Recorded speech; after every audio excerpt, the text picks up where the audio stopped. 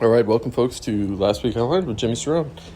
This should be me catching up to the newsletter, and soon I will start to do product reviews again. I'm very excited to get back into my rhythm, and I'm hoping there will be more beyond that, but I don't want to promise things that I cannot deliver on. So, for now, we are talking about the most recent newsletter, which is crazy.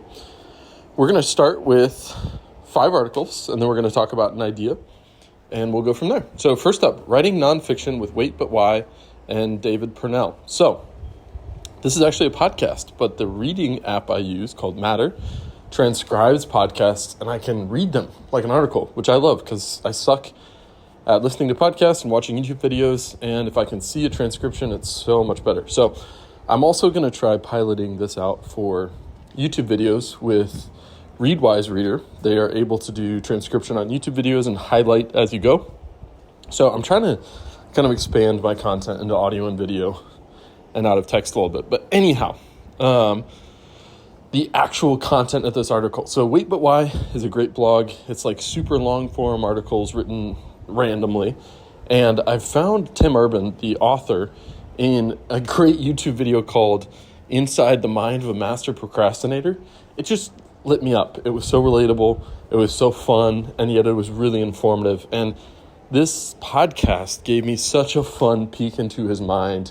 And also David Purnell, who's another writer I respect. So it was just really fun to kind of listen into this conversation of people talk shop about writing online and just thinking and philosophy. So really great. It reminds me in some ways of like an interview with LeBron at his height. You know, it's kind of like seeing someone at the peak of their talents. So really fun. I highly recommend either listening or reading to it.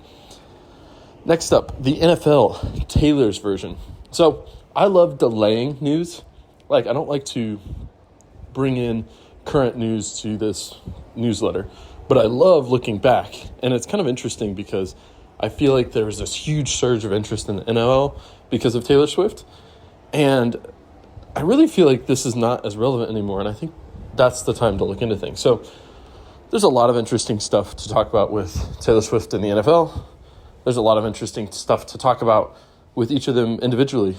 And I think, though, the thread I'm going to pull out that Liz Plank, who wrote this, I really respect her, great writer, great thinker. The thread she pulled out is this quote: "What happened to male players for a few hours on Sunday is what female athletes have had to deal with for decades. Sidney Crosby even devoted an entire campaign to draw attention to this glaring inequality in the way reporters address athletes." What they're referencing here is basically female athletes are asked way more often about their kids, their partners, and the like, and way less about the sport or event they're incredible at. And I think this is just a really great point and a really great reminder of recognizing people for their talent first and really giving respect where it's due and making sure that comes through clearly in interviews, and also understanding just the difference and the reality of this inequality and that it exists. And it's unfortunate because I think we miss out on really, really talented people and understanding them better because we ask bad questions. So that is all I have to say on that. I recommend reading the article for more. All right, next up is a self-indulgent article. It's called Moving Yelp's Core Business Search to Elasticsearch. It's probably too technical for this newsletter, but I really enjoyed it. And it's on this theme of migrations, which I love. It's another example of tech and digital worlds being difficult. I have this persistent thing where I think about tech as fast and easy and malleable, and this is yet another article that shows it's really difficult. And I think I'm going to, give hats off to Yahoo for taking a big risk here and modernizing the way they do things.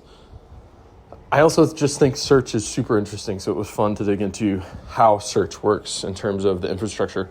I wish Google would publish an article like this because I would love to know how they do search. There's so much juicy stuff coming out of these hearings. I don't know if you've heard of it, but Google actually pays a third of their ad revenue to Apple on Safari, which is crazy. So that's another thing to look into. But this was fun, a little indulgent. My apologies for a more technical article. All right, next up, the aftermath of a massacre is always the time to push for gun legislation. I do not reread the newsletter in advance, so I'm surprised by this contrast. I probably could have lined these up better. It's weird to go from Yahoo Elasticsearch to gun violence, but I think that this article makes a really great point. One, I respect this writer. He's a tech writer, and I think it's really bold of him to make a political stance. I think a lot of folks in tech just like to stay on the sidelines, even though there's a lot of skin in the game, so I appreciate seeing this. And two, I've been thinking a lot about leverage. I just got a book about negotiation, and I've been watching Suits. And I think this makes a really excellent point about when leverage is highest. Leverage is highest when emotions are highest often. So there's a great book called Switch by Dan and Chip Heath that talks about the role of emotions in behavioral change. And it's everything. And I think this author makes a great point. I want to read the quote. Our emotional responses to these massacres are valid. Strike while the iron in our blood is running hot. Let our emotions fuel the urgencies of our attempts to respond with overwhelmingly popular gun control legislation. I think this just makes sense. I think this is how change works. And I think we can push for it. And I think it's really sad that this continues to happen and that there is a need to push for it, but it doesn't change the fact that it is a good time to push and that it's necessary. Now, to be completely transparent, I don't really know what push means. I struggle to engage politically. I'm still learning. I'm not sure. If you have tips and you know how to move in this area, I would love advice. So please reach out. All right, finally, 4 of my favorites from Rest of World 40. So Rest of World is this incredible publication that documents tech outside of the West. And I think it's brilliant. It's really, really interesting to see how different countries and different regions are using tech, how it differs from the West. And this is a list of the top 40 companies this year that they identified. And 40 is overwhelming, so I chose this article, which talks about their top 4. And I think these are all fascinating in just the types of innovation they're putting out. And also, it's really interesting to see who these players are. You see a lot of global trends. One of these 4 is a Chinese company making smartphones for the African market. And that's a really interesting global trend that's happening, and you see it in these startups. So I think these are worth paying attention to. Really, really interesting stuff. And I learned a lot from digging into them. All right, next up, idea of the week, acknowledging limited capacity. So I don't know that this is the greatest title, I'll be frank. What I'm really interested in here is the fact that not all days are created equal. And it sounds obvious. I struggle to see it. I always think that I can do the same thing every day, regardless of the conditions, right? I plan the same things. I plan the same workload. And I was hanging out with my cousin in New York, and she's got this ring that measures a lot of vitals.